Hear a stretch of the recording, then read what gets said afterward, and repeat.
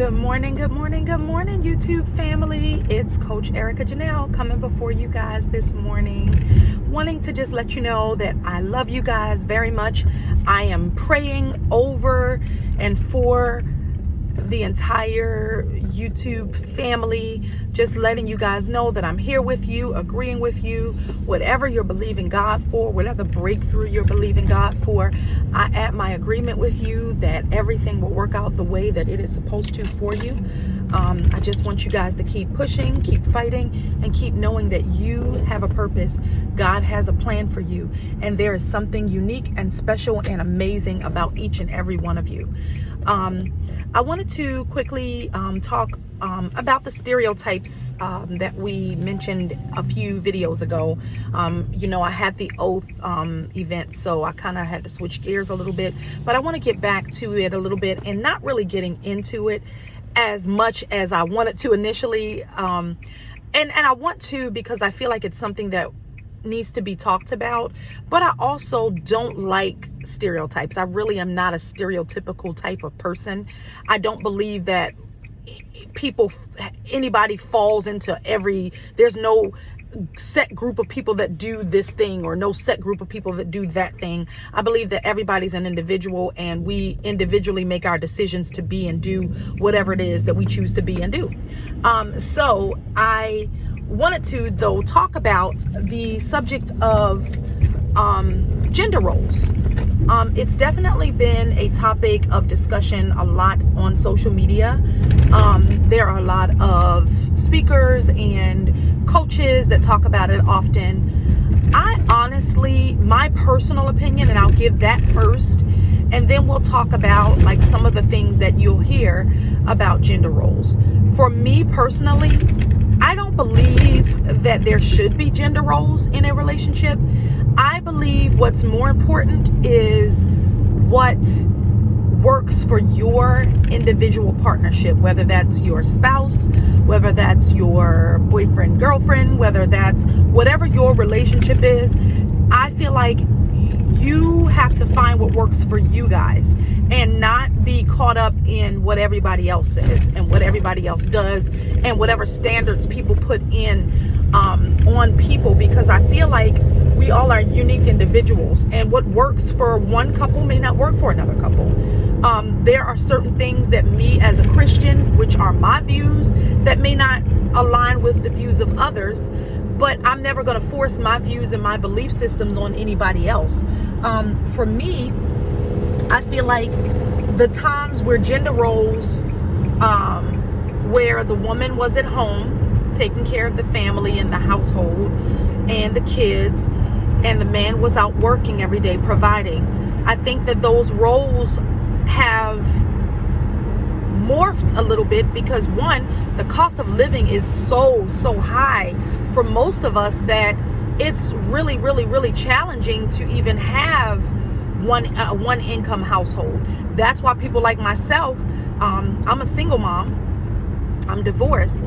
I work a full-time job as a director of HR, but I also have 3 businesses. I have 3 businesses to help sustain my livelihood because it's so expensive living in the DMV area. It's extremely expensive, and for me to be able to afford to provide for my family, I have to have multiple streams of income. So if I were caught up in the gender role situation and say I was married and I was expecting my spouse to just sit down and make all the money, I might be putting us in a financial bind, or our money may be a little tight depending on what his earning potential is. He could be a person that never graduated high school, and his earning potential could only be to be a janitor. Not that there's anything wrong with being a janitor, but my thing is, I can't put the pressure on somebody that doesn't have the potential to earn 6 and 7 figures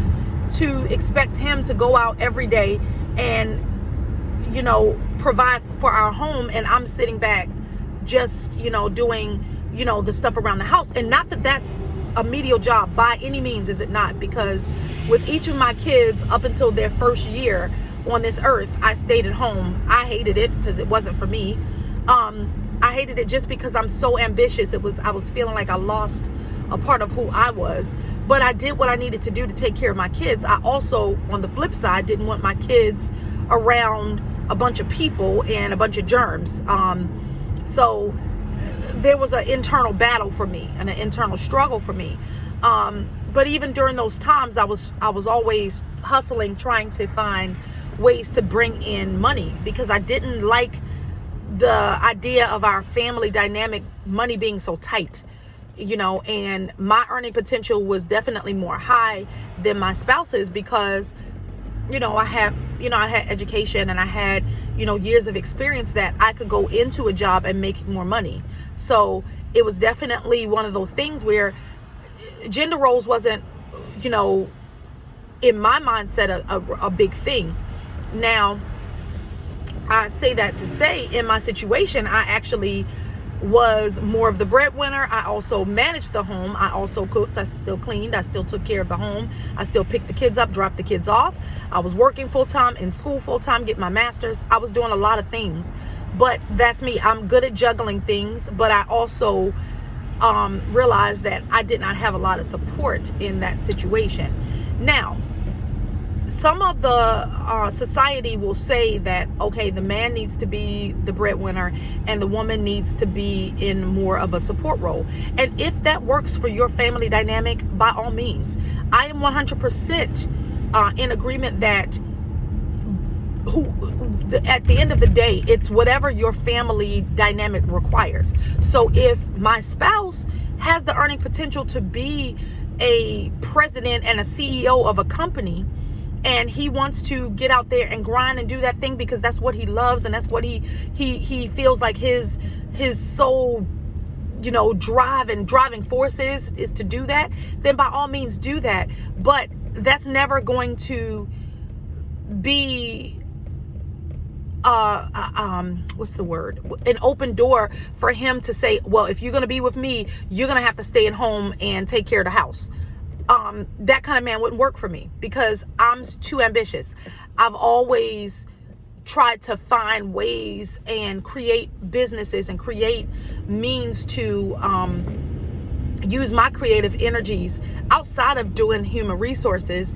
I have 3 other businesses, and for me, I've always been an entrepreneur. It's just who I am. It's how I'm wired. So if that man is looking for a woman that's content with being at home, taking care of the kids, then that works for his dynamic. He needs to find a woman that is okay with that type of role, playing that type of role. For me, that would never work because I would feel like I'm suppressing who I innately am to please this man, and that would not happen for me.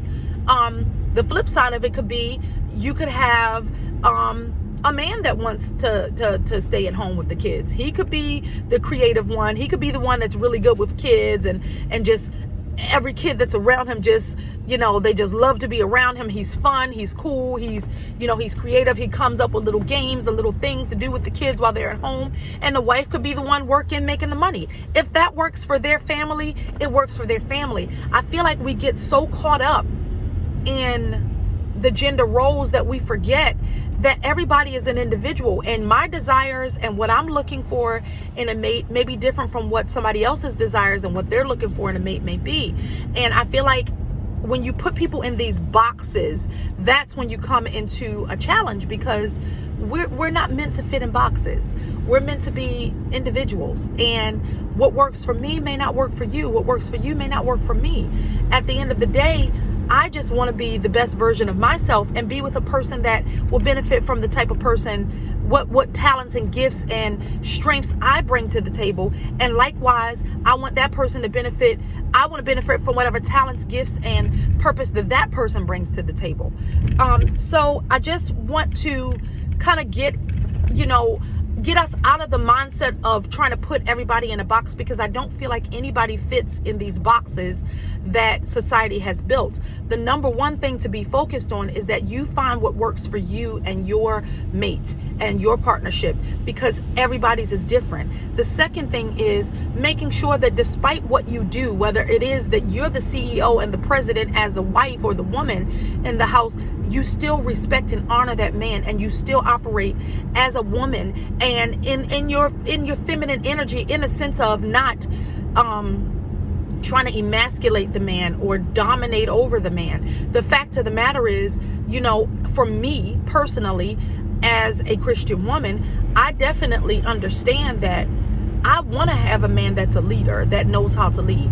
I lead at work. I lead in my businesses. When I get home, it would be a breath of fresh air to have somebody that could come in, step in and make some decisions and handle some things without me having to do everything.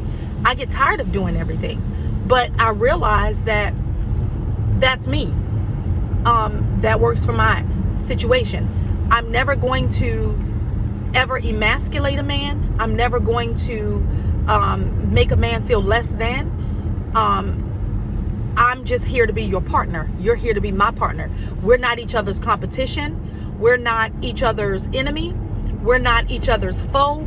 We are each other's partner. We are each other's confidant. We're the person that I can go to when I can't talk to anybody else on the planet. I can talk to my spouse about whatever's going on with me, and vice versa. I want to be that place of security for my man when we are dealing with whatever challenges that we're dealing with in the world, and vice versa. I need him to be the rock that I can lean on when I'm dealing with whatever I'm dealing with, when I'm, having to be responsible for so many things. I want to be able to come home and say, you know what, baby, I had a rough day. Can you just handle the dinner for me and handle the whatever? Because I don't feel like if I'm out working all day that it's all automatically on me to make sure the meals are cooked. It shouldn't automatically be on me to make sure that the house is kept clean, even though I'm just particular because I like my house clean and I do prefer to cook. Well, I mean, I like to go to nice restaurants too, but I do like to cook. But I will say, I don't feel like it has to be just on the woman to do the cooking, to do the cleaning, to do the caring for the kids. I believe it should be shared. It's a shared responsibility. They're your kids. It's your home together. That's you need to eat too. So I feel like if we both are out here grinding and both are out here working, then we both should be willing to come together and be partners and figure out, okay, you're not a good cook, so I'll make sure the food is handled. Even if it doesn't mean I cook every day myself. Even if, we're in a financial position, I can hire somebody to come in a couple times a week and cook. Or we can have one night out where we eat and, other meals, I meal prep for the week at the beginning of the week, which is something I do. I typically meal prep on Sundays so that because I know I don't have a lot of time to cook. So I meal prep and do 3 meals generally on Sundays so that by Wednesday we're eating, we're pretty much wrapping up the meals that I've made for the week. And then usually Friday is our go out to eat night. So whatever dynamic works for you. Wow, person, I'm sorry, somebody just cut me off. They're an idiot. Anyway, I feel like it's so important to just make sure whatever works for you, and don't get caught up in these stereotypes, because all that stereotypes do is separate. And the whole point of division and separation is to cause confusion and to mess with the dynamic of the family. And I for one I would be my spouse's biggest cheerleader, always have been. When my ex-husband owned a painting company, I would be out there helping him paint. I helped him with his business plan. I helped him register his business. I ran the business from the business standpoint while he went out and did the work. And there were times where I would go out and I would help him paint. I'm going to be your biggest cheerleader. But at the end of the day, I need that in return. There is no big I or little you. We're a partnership. So when you win, we win. When you fail, we fail. And that has to be more of the perspective for relationships than it is getting caught up in who does this and who does that. You do whatever works for your family dynamic, whatever strengths and talents and gifts you have.